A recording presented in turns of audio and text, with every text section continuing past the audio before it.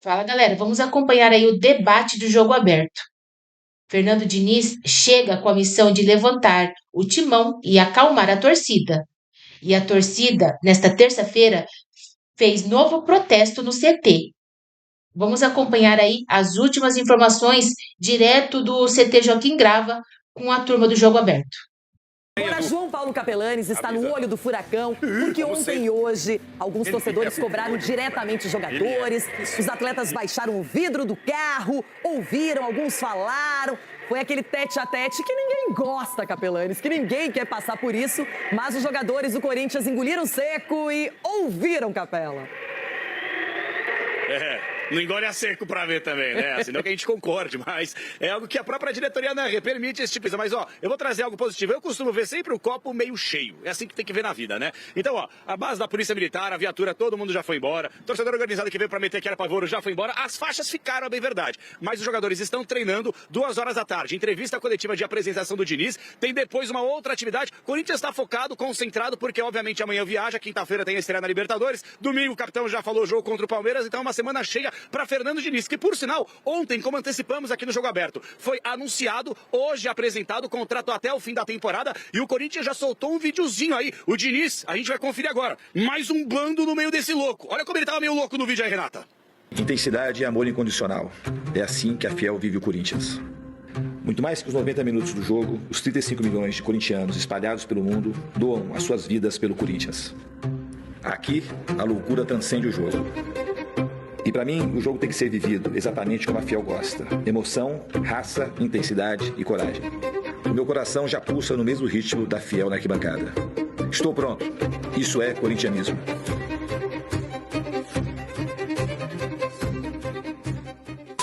Agora vai começar a loucura. Vai, Corinthians! Agora sim, uma nova era contra o Platense na Argentina pela Libertadores. Será o início de tudo. Chico Garcia, e quanto trabalho terá o Diniz, hein? Alguns atletas que não estão disponíveis, como o Memphis Depay, o Garro, que não joga há muito tempo, a defesa sendo criticada, e por aí vai. Mas o que a gente cobra do treinador? Que ele encontre soluções. Ele trabalhou com um orçamento e um time tecnicamente muito inferior, que foi o Vasco ano passado. Embora esse ano, né, o trabalho tenha tido problemas, o Coutinho saiu, o Raia foi vendido, e aí o Vasco afundou, estava na lanterna, agora o Renato está recuperando. Mas no ano passado, ele com um orçamento menor e dificuldades também políticas, né, no Vasco da Gama, ele conseguiu chegar numa final de Copa do Brasil. Então o que a gente espera do Fernando Diniz no Corinthians? E do que a gente conhece e sabe do Fernando Diniz? Provavelmente um cara que acompanha o futebol brasileiro o tempo inteiro. Ele já deve ter na cabeça dele o que ele vai fazer com cada atleta. Já estou imaginando dele as coletivas, porque ele adora os juvenas, né?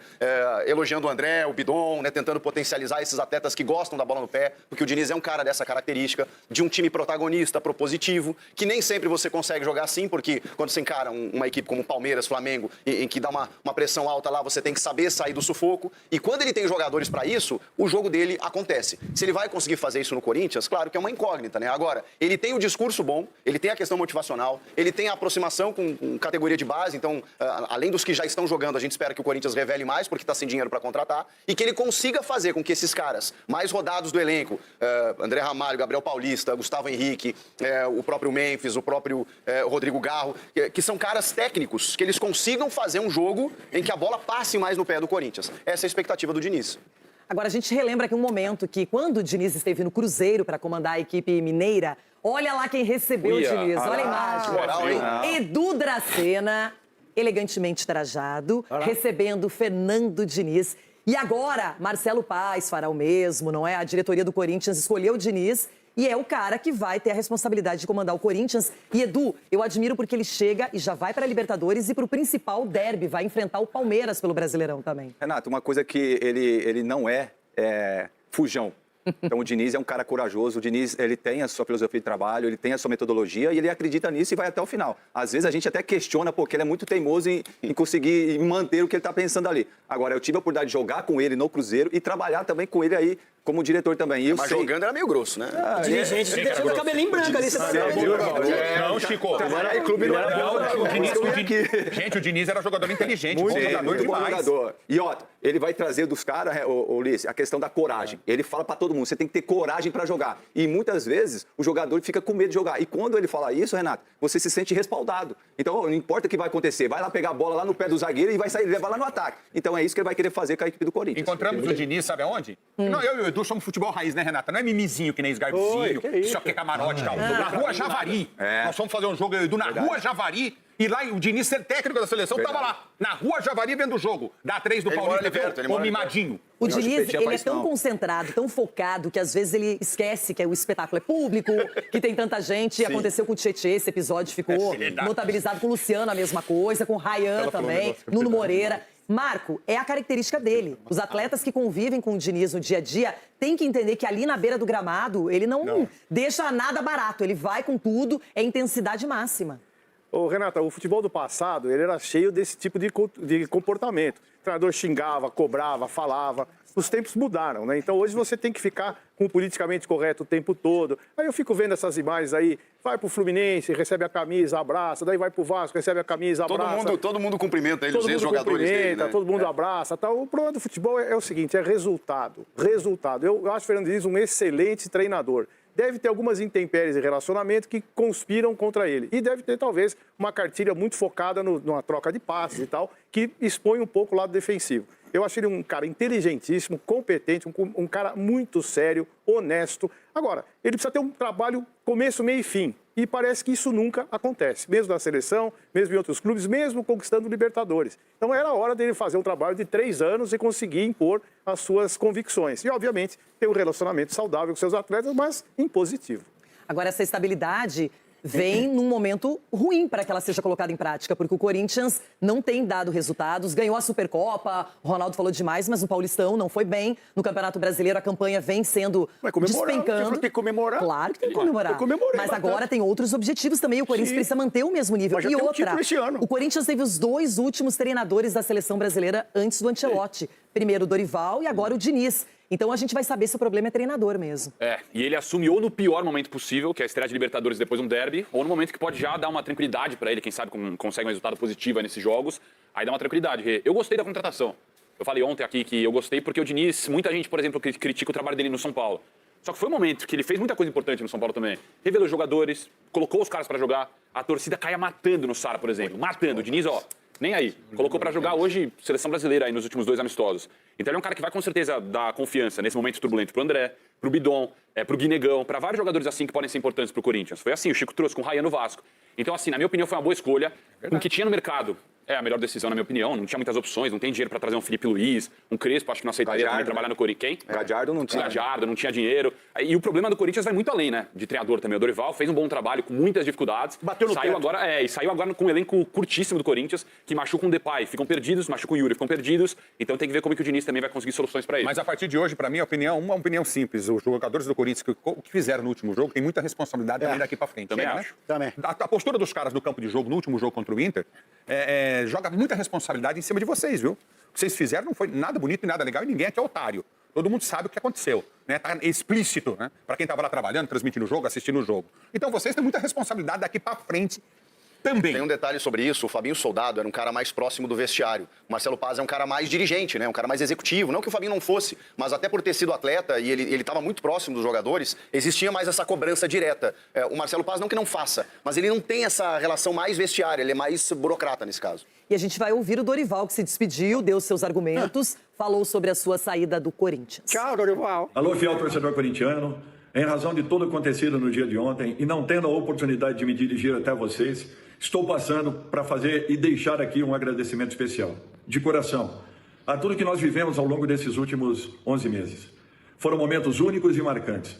Aquilo que nós vimos em dezembro de 25, lá dentro do Maracanã, e principalmente a invasão a Brasília, em fevereiro de 2026, foram momentos únicos e especiais. Procurei agir com toda a transparência possível em todos os momentos que me dirigi a vocês.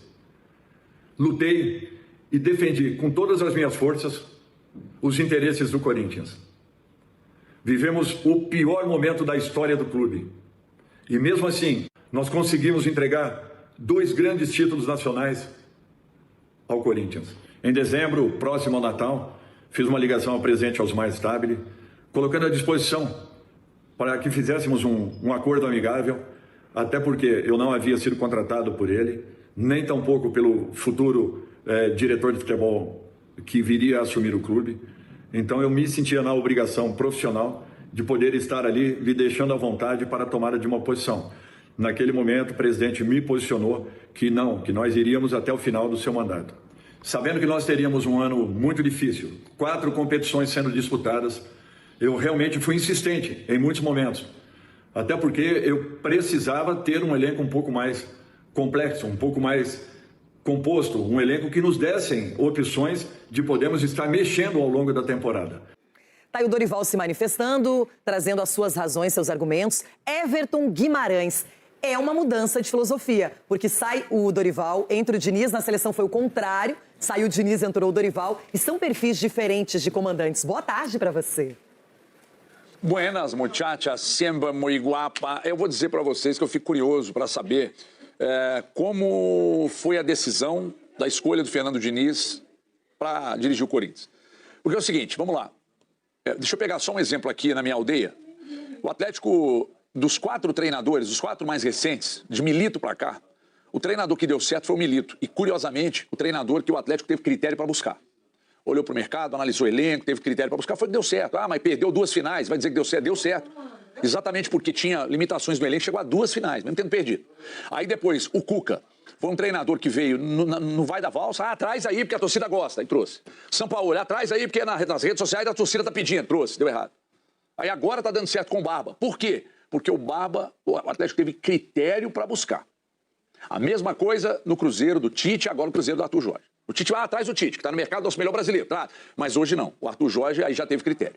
Eu fico pensando como é que chegaram ao nome do Fernando Diniz. Eu sinceramente, se for pelo que estão dizendo, de pressão popular, já é um erro.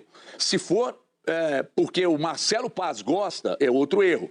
Agora, se tiverem feito, aprofundado, chegado, depois de uma análise do elenco que tem ao nome do Fernando Diniz, vamos esperar para ver. A passagem do Fernando Diniz pela seleção foi realmente uma tragédia e a passagem do Fernando Diniz pelo Cruzeiro também foi. Eu não sei se vai ser diferente no Corinthians, não. E eu não sei se a torcida do Corinthians vai ter paciência para o estilo de jogo que o Diniz gosta, embora eu esteja com o Marco Aurélio Cunha. Se o resultado acontecer, aí o clima fica ameno. Se o resultado não acontecer, seguramente o Diniz vai ser o primeiro a ter a cabeça na bandeja. A verdade é essa. Qualquer treinador é assim, qualquer treinador. Se não tiver resultado, nossa, a batata vai assar. Se ele ganhar, beleza. Você é advogado do Fernando Diniz desde quando, querido? O carro ideal existe e eu posso provar. Para antes do cara começar a trabalhar. Você é pessoal, qual é a tua pessoal isso aí, Everton? Calma aí. Virou pessoal. Vai falar mal do Diniz antes dele começar o trabalho, cara. Eu sou obrigado a achar que porque você... Não é obrigado, não. Mas também atacar o cara do jeito que você tá atacando, cara. Libertadores e de lá pra cá, é que assim, eu vou te convencer que ele é o nome ideal pro Corinthians. Se tivesse uma lista de 5, 10 nomes antes de escolher o Diniz, vocês diriam que ele era o treinador ideal? Não diriam. Só que agora a Timão Presta é empolvorosa pra fazer média com a torcida. Mas vocês mesmos não estão de acordo com o nome. Você fica, não, é que você é assim, Everton. Você tá falando de um campeão de Libertadores há menos de 3 anos. Aí chega um estrangeiro desconhecido no Galo, você fala, você pediu a cabeça é o melhor treinador do mundo. Você tava fazendo São Paulo. A São Paulo aí, o São Paulo, pra ele era o jogador. O técnico que ia arrumar o Galo. O Mohamed, defendeu o Mohamed. Defendeu o Mohamed do São Paulo.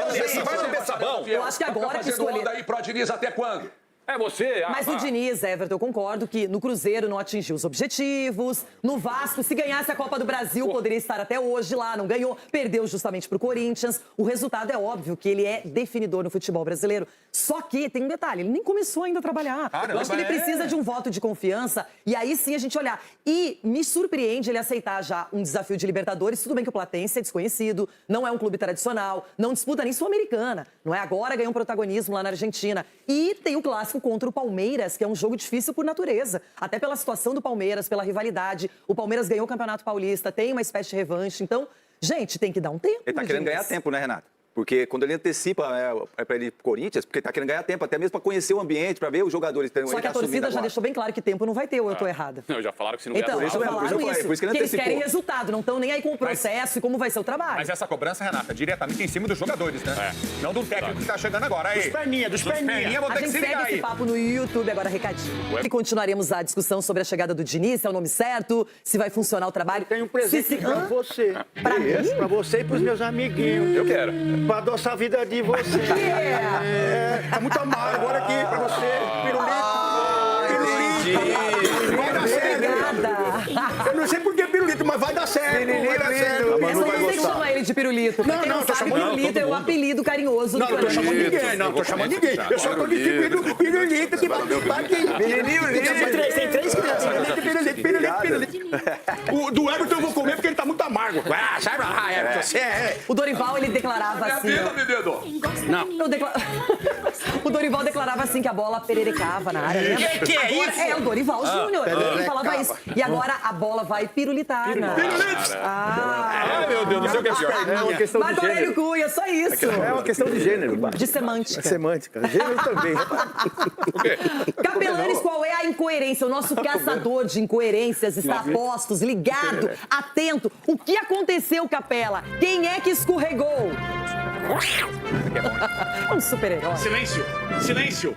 Minhas anteninhas estão detectando a presença de uma incoerência no programa. Mais uma! Os mesmos que estão aí, a Timon Press, principalmente, criticando as pessoas que estão analisando o trabalho do Diniz, que já chega demitido pra muita gente, são Todo os mundo mesmos chega caras demitido. que antes do Roger chegar, já estavam pedindo a cabeça da bandeja dele. O Scarpe fez isso. O Roger foi contratado, pediu a cabeça dele. O Cicinho a mesma coisa. Aí, quando é lá, tudo bem. Quando é aqui, não. Gente, ó, não. Eita, foi pra você. Não, não é possível. Foi pro Cicinho. Não é possível que ele fez uma comparação tão, com todo respeito, desprovida de inteligência. Assim, né? Você chamou ele de burro, né? Você chamou ele de burro. Vamos lá, vamos combinar. Isso. Não, gente, é muito diferente. O Crespo sai do São Paulo líder. É muito diferente. Se o Crespo tivesse 9 jogos sem vencer... Por que é diferente? Porque o Crespo sai do São Paulo líder. É a mesma situação. Crespo Chegou é o treinador e vocês pediram a cabeça do São Paulo. No Corinthians estão pedindo a mesma Se o situação. Não tem Crespo nada de tivesse 9 desprovida de jogos... inteligência aqui. Se o Crespo ficasse 9 jogos sem vencer, a chegada do Roger até mesmo seria diferente. E na porta do rebaixamento. Porque exatamente. o Corinthians está a um ponto do rebaixamento. Eita, onde tá a Bela? Se a Chape ganhar... Se a Chape ganhar o jogo que falta, já era. Domingo vai estar. Eu juro que eu acordava à noite com essa palavra. Tá Bela. E essa aqui, palpite. Só tava tomando taca o Inter, palpite. Pra você ver que o campeonato é longo, a temporada é longa. E agora começaram o Sul-Americano e Libertadores. Pega e voltamos. Os protestos pegaram, aconteceram ontem, hoje, lá na porta do CT do Corinthians. E os de hoje estão aí. Pelo amor de Deus, mano. Você está tirando nós, mano. Nós viemos quinta-feira aí, conversando com vocês quinta-feira. Qual que é o problema, mano? Vocês não estão recebendo, irmão? Qual que é o problema, mano? Você é líder, irmão. Você tem que tomar a rédea do bagulho. Você não é líder? Toma a rédea. Quem que tá de panela aí dentro, mano? Então, o que tá acontecendo, mano? Quantos técnicos mais... Parece que sim, irmão. Quantos técnicos mais precisam aí, mano? É louco. Ô, mano, vai lá, mano. Ô, pelo amor de Deus, mano. A gente não quer saber agora qual que vai ser a desculpa, mano. Qual que vai ser a desculpa, mano? Que mudou o técnico. Vocês conseguiram o que vocês queriam, da hora. Agora eu quero ver se vocês vão jogar com o Diniz, mano. Tá jogando bola, tá fazendo... Essa, mano, vocês querem... Ô, qual que vai ser a desculpa agora, mano? Vocês derrubaram o Dorival, mano. Da hora, quero ver o que vocês vão fazer agora, mano. Ô, 10 jogos sem ganhar, mano. Ô, chega lá dentro, dá os gritão, mano. Pelo amor de Deus, mano, vocês tá tirando nós, mano. É técnico, é salário, é o que é, mano. Da vez, mano. Você tá se apegando em 2 títulos aí, 3 títulos, irmão? Pra nós isso não é nada, mano. Pra nós isso não é nada, mano. Tá ligado? Nós já mandou o cara embora aí por muito menos, mano. Vocês não querem ficar, sai fora do Corinthians, mano. É só sair fora, mano. Tá ligado? Nós não quer jogador que não quer ficar, não, mano. Para, mano, você tem que acordar pra vida, mano. Esquece os 3 títulos, viu, mano? Esquece os 3 títulos, porque nós não se apega isso, não. Nós quer comprometimento com o Corinthians, mano. Porque nós é comprometido, mano. Nós é comprometido com vocês. Vai lá que tá vindo outro aí. Vai lá, mano. Sacode vestiário aí, mano. Vocês estão de panela, mano. Nós não tem condições mais. É 10 jogos, irmão. É 10 jogos, mano. Você tem razão mesmo. Você que bate no peito, que nem nós. Você é coringão, você sabe como é que é o bagulho, mano. Os caras tá tirando nós, mano. Certo, mano? Eu sou o primeiro a assumir meus erros, certo? E o grupo também, mano. Só que, mano, mas vocês vão ficar assumindo erro até quando, mano? É 10 jogos, mano. É 10 jogos, mano. Você não é coringão igual nós? Então, mano, você tá dando a cara aqui, mano. Nós vai vir todo dia aqui, mano. Nós vai vir aqui, ó. Mano, vai trombar. Vocês sabem como é que é, mano. O bagulho é uma humilhação, mano. Família, esses bagulho não quer isso, mas, mano, não tem mais condições, não tem mais condições, mano. Eita, mas daí já fala em Princípio. outras coisas. Aí não pode, né? É lógico. Aliás, eu sou contra isso, honestamente, mas eu não vivi essa realidade. O Cicinho aqui trouxe a experiência, que isso acontece, que é tradicional, o Edu não aceita, o Ronaldo, ok. Então, gente, na verdade, eu penso sempre que o trabalhador... Só que eu vejo dois ângulos. Será que os caras não estão correndo? Os caras estão com preguiça, com tiriça, sem vontade? Será que fizeram um corpo mole contra o treinador? Ou não está acontecendo mesmo que falta talento, falta mais qualidade, falta mais opções? É isso que tem que ser perguntado, Sgarbi. O torcedor fica incomodado porque o torcedor, querendo ou não também, sai da sua casa, pega muitas vezes transporte público, chega lá depois de 1 hora, paga ingresso, compra camisa. O torcedor é o grande patrimônio do clube. O torcedor tem direito de protestar, de ficar incomodado. Lá na arquibancada eu acho ódio, quer gritar. Os corintianos que lá estavam no final de semana, no domingo, muita gente gritou no intervalo e muitos foram embora mais cedo. E aí esse protesto no estádio, eu acho totalmente coerente, acho certo, justo.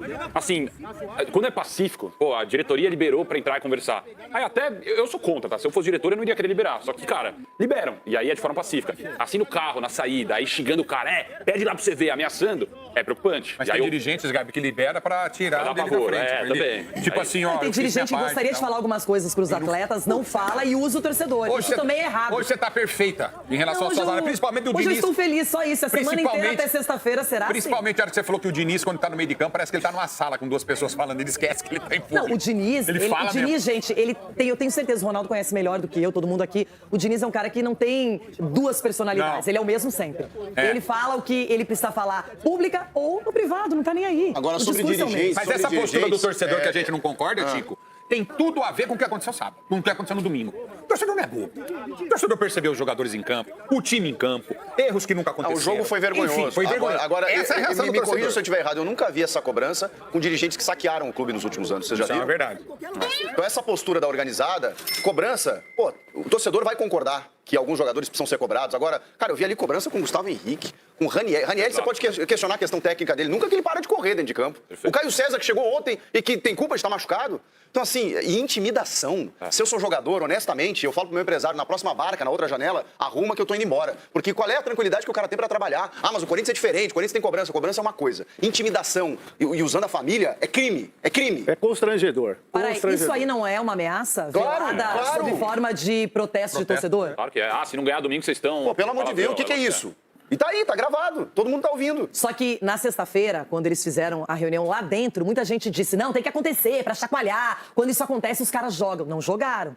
Então agora é Libertadores e Clássico. São 2 compromissos que, se você estivesse bem, não em crise, você poderia perder. Não é um resultado garantido vencer na Argentina e vencer o Palmeiras, que é o líder do campeonato. Mas os jogos sequentes aí dirão o que os jogadores fizeram.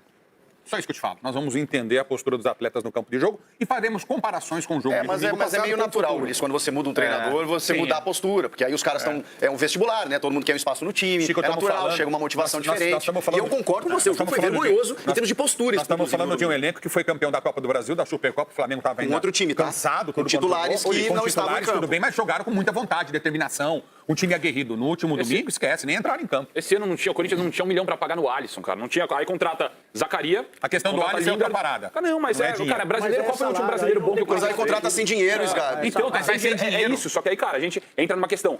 Ganhou a Copa do Brasil, a Supercopa, aparece aqui que o Corinthians tinha virado Real Madrid. Não é assim. Não, mas ninguém falou isso. Agora mandar treinador embora e contratar outro é muito caro. Sendo que você poderia ter feito o acerto em dezembro, que sairia praticamente gratuito. O Corinthians mandou 11 embora. Sgarbi contratou 7, ele diminuiu a folha dele. Contratou jogadores bons pra entrar em campo, a maioria. Mas é o que podia, não tem dinheiro pra contratar. Mas esse é o ponto, então não se espera de um Corinthians ganhar o brasileiro, brigar em cima do brasileiro. Mas você tem que ter, mas ninguém tá esperando o Corinthians. O Corinthians é mata-mata, o brasileiro não quer nada. A briga aí, essa chegada da torcida, ela não é por causa da derrota, ela é por causa da entrega, que não teve. Também acho. A cobrança tá sendo em cima dos caras que, final de jogo, você precisando ir buscar um empate, os caras estavam jogando a bola pra lateral, fritando o treinador. Então eu acho que teve entrega. Essa foi a chamada. Teve entrega. Entrega, né? Entrega de jogo. No outro sentido. É isso que é inadmissível, doutor. Eles não estão cobrando a vitória. Augusto até cobrando a vitória dos caras que não conseguiram render. Você citou algo muito importante. O Corinthians é mata-mata. Já começou a matar o torcedor de raiva. Aí já que isso. E você procura a Arboleda. Procura o Nemo, procura o Nemo, o São Paulo vai lá. Procura o Nemo e depois procura a Arboleda. Everton Guimarães.